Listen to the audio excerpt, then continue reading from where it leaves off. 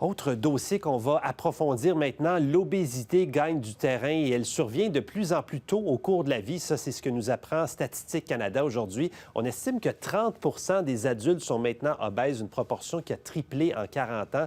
Et les problèmes de surpoids augmentent malheureusement les risques de maladies chroniques. Docteur Julie Saint-Pierre est pédiatre spécialisée en obésité chez les jeunes. Bonsoir, docteur Saint-Pierre. Bonsoir, M. Nadon. Je vous pose la question, mais je m'attends déjà à la réponse. Êtes-vous surprise de voir ces chiffres-là aujourd'hui? Bien, pas vraiment. Non. Puis là est mon conflit d'intérêts. En fait, j'étudie cette maladie depuis de très nombreuses années. Donc, c'est seulement un élément de plus pour confirmer à quel point l'augmentation est importante et qu'elle touche toute la société, tout le Canada, en fait. Comment on explique ça, cette montée quand même rapide et constante de l'obésité?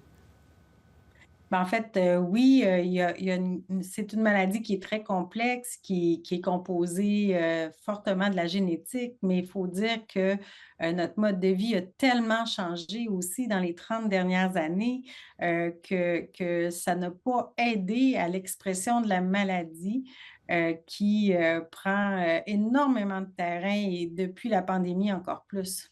Quelles sont les conséquences en termes de maladies? Je parlais de maladies chroniques, de problèmes de santé importants. Qu'est-ce que vous observez dans votre pratique? Ben, en fait, autant chez les enfants que chez les adultes, on se rend compte qu'il y a énormément de diabète de type 2 qu'on voit de plus en plus jeunes chez des enfants qui sont à peine pubères maintenant. On va voir des problèmes de cholestérol très, très tôt. On va voir des problèmes de foie gras en présence d'une obésité clinique. On va avoir du foie gras jusqu'à 50 chez ces enfants-là.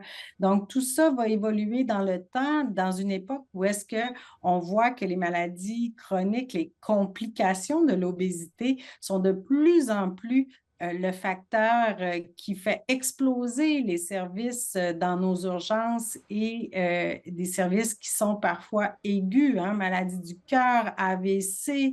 On voit aussi plusieurs cancers qui sont associés à de l'obésité clinique, des problèmes d'apnée du sommeil, des problèmes orthopédiques. Donc, vous voyez, quand on parle de factures de soins de santé et de maladies chroniques au Canada, on sait que la porte d'entrée pour arriver à cette catastrophe, en fait, de maladies, c'est l'obésité. Oui, malheureusement, c'est frappant d'entendre ça. Est-ce que c'est possible de renverser la tendance? Est-ce qu'on peut faire des choses pour que quand on va se reparler dans 5 ans, peut-être la courbe va avoir diminué? En fait, on espère une diminution dans une ou deux générations si nos gouvernements, demain matin, ont une baguette magique et cessent de comprimer les budgets de la santé et investissent de façon majeure, pas juste en prévention chez les jeunes, mais aussi en prévention secondaire, tertiaire. C'est vraiment une maladie mal aimée au Canada et qui n'a pas été prise en charge de la bonne façon depuis des décennies. Donc, on a sous-investi parce que on n'avait pas de conséquences immédiates à l'investissement.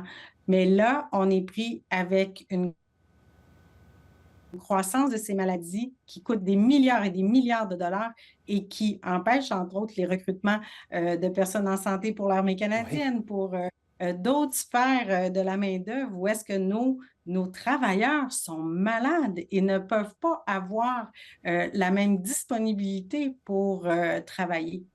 Oui, on se rend compte à quel point c'est un problème complexe, mais qu'il faut se pencher là-dessus. Docteur Saint-Pierre, merci beaucoup pour vos lumières ce soir. Ça fait plaisir.